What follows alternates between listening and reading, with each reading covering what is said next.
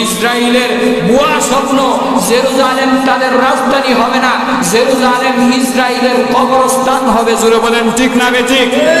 আলেম ওলামাদের ঐক্যবদ্ধ হয়ে বাংলাদেশ থেকে 10 লক্ষ মুজাহিদ গঠন করে ফিলিস্তিনের বর্ডার খুলে দেন। আমরা জিহাদ করতে রাজি আছি, মরতে রাজি আছি, জীবন দিতে রাজি আছি। তারপরেও আমাদের ভাই যেন হত্যা না হয়, শহীদ না হয়। লাল কুত্তার বাহিনীদেরকে আমরা শুধু তসবিহ দানা টিপলে হবে না, কবরের চিন্তা বলে শুধু চৌকের পানি আনলে হবে না। জিহাদের প্রস্তুতি নিতে হবে, ট্রেনিং দিতে হবে। 313 জন বদরি সাহাবী 1000 সৈন্যের বিরুদ্ধে লড়াই করেছে, জিহাদ করেছে। নবীজি কাঁদতে কাঁদতে বলেছেন, বদরের প্রান্তরে 17ই রমাদান ডাক দিয়ে বলেছেন, আল্লাহ আপনার দরবারে আমি নামাজ পড়লাম, রোজা রাখলাম, আর শেষ পর্যায়ে আমি কান্নাকাটি করে 313 জনকে আমি নবীজি রেডি করেছি। আমার 10 থেকে 13 বছরের কষ্টের ফসল, মক্কাতে মার খেয়েছি, হিজরত করেছি, জন্মভূমি আমি ছেড়েছি। আর 313 জনকে যদি আজকে আবু জাহেলের বাহিনী শেষ করে যে আমি কালিমার পতাকার দাওয়াত কিভাবে দিব? ও আল্লাহ, বদরের প্রান্তরে আপনি সাহায্য করুন। নবীজির দোয়া, নারায়ে তাকবীর, দ্বীন ইসলাম, ফিলিস্তিন ফিলিস্তিন, ফিলিস্তিন ফিলিস্তিন। আল্লাহ আমাদের সারা পৃথিবীর 57টি রাষ্ট্রের প্রত্যেকটা দেশ থেকে যদি লক্ষ লক্ষ সৈন্যবাহিনী, মুজাহিদ বাহিনী গঠন করে ফিলিস্তিনের পাশে যদি আমরাও দাঁড়াই, আমরা যদি কমপক্ষে 20 থেকে 50 লক্ষ তামাম পৃথিবী থেকে মুজাহিদ বাহিনী যদি তৈরি হয়, ইসরায়েলের ভুয়া স্বপ্ন, জেরুজালেম তাদের রাজধানী হবে না, জেরুজালেম ইসরায়েলের কবরস্থান হবে। জোরে বলেন ঠিক না বেঠিক?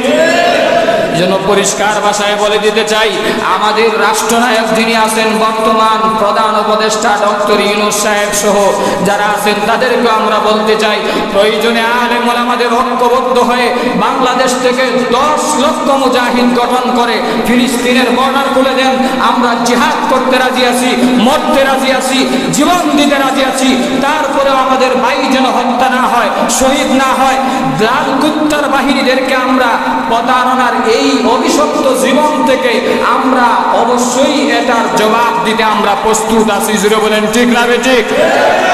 এই জন্য পরিষ্কার ভাষায় আপনাদেরকে আমি আরেকটা ঘোষণা জানাই দিতে চাই। আগামীকাল 12ই এপ্রিল ঢাকার রেসকোর্স ময়দান, বর্তমানে যেটা সোহরাওয়ার্দী উদ্যান, সেখানে দলমত নির্বিশেষে রাজনৈতিক অরাজনৈতিক সব দলের আলেম ওলামা, পীর বুজুর্গ, মাশায়েখ, নেতা নেত্রী যা আছে সবাই ঐক্যবদ্ধ একটি ডাক এসেছে ঢাকায়। এই জন্য আগামীকালকে যারা পারেন সোহরাওয়ার্দী উদ্যানে আলেম ওলামাদের ডাকে, জিহাদের ডাকে কারা কারা উপস্থিত থাকবেন, সমর্থন করবেন, হাত উঁচু করে মদিনার ক্যামেরায় উঠে দিতে চাই। নারায়ে তাকবীর, দ্বীন ইসলাম, ফিলিস্তিন ফিলিস্তিন, ফিলিস্তিন ফিলিস্তিন। আল্লাহ আমাদের সবাইকে জিহাদের ডাকে সাড়া দে। আল্লাহ যেন আমাদের ভাইদের এই শহীদের তামান্না আল্লাহ যেন কবুল করেন। যে সমস্ত এই মসজিদে আকসাকে যেন আল্লাহ হেফাজত করেন। আল্লাহুম্মা মাহফাজ মিন কুল্লিল ফিলিস্তিন, আল্লাহুম্মা মাহফাজ মিন কুল্লিল মসজিদিল আকসা। আল্লাহ যেন তাদের উপর নসরত করেন, সাহায্য করেন। শুধু দোয়া করলেই হবে না, জিহাদের ময়দানে যাইতে হবে। যদি দোয়া করেন তাহলে শুধু নবীজি বদরের প্রান্তরে দোয়া করেই শামিল হয়ে শেষ হয়ে যেত, জিহাদে আর যাইতো না। এই জন্য সময় এসেছে, আর শুধু করে কাঁদলে হবে না, শুধু তসবিহ দানা টিপলে হবে না, কবরের চিন্তা বলে শুধু চৌকের পানি আনলে হবে না। জিহাদের প্রস্তুতি নিতে হবে, ট্রেনিং দিতে হবে। 313 জন বদরি সাহাবী 1000 সৈন্যের বিরুদ্ধে লড়াই করেছে, জিহাদ করেছে। নবীজি কাঁদতে কাঁদতে বলেছেন, বদরের প্রান্তরে 17ই রমাদান ডাক দিয়ে বলেছেন, আল্লাহ আপনার দরবারে আমি নামাজ পড়লাম, রোজা রাখলাম, আর শেষ পর্যায়ে আমি কান্নাকাটি করে 313 জনকে আমি নবীজি রেডি করেছি। আমার 10 থেকে 13 বছরের কষ্টের ফসল, মক্কাতে মার খেয়েছি, হিজরত করেছি, জন্মভূমি আমি ছেড়েছি। আর 313 জনকে যদি আজকে আবু জাহেলের বাহিনী শেষ করে যে আমি কালিমার পতাকার দাওয়াত কিভাবে দিব? ও আল্লাহ, বদরের প্রান্তরে আপনি সাহায্য করুন। নবীজির দোয়ার শেষ হওয়ার সাথে সাথে চৌকের পানি নাকের ডগায় আসার সাথে সাথে আল্লাহ ফেরেশতার মাধ্যমে জানায় দিয়ে দিয়েছেন, বিসালাসাতি আলাফিম মিনাল মালাইকা, অন্য আয়াতে এসেছে বিখামসাতি আলাফিন মিনাল মালাইকা, 3000 রহমতের সৈন্যবাহিনী সেনাবাহিনী।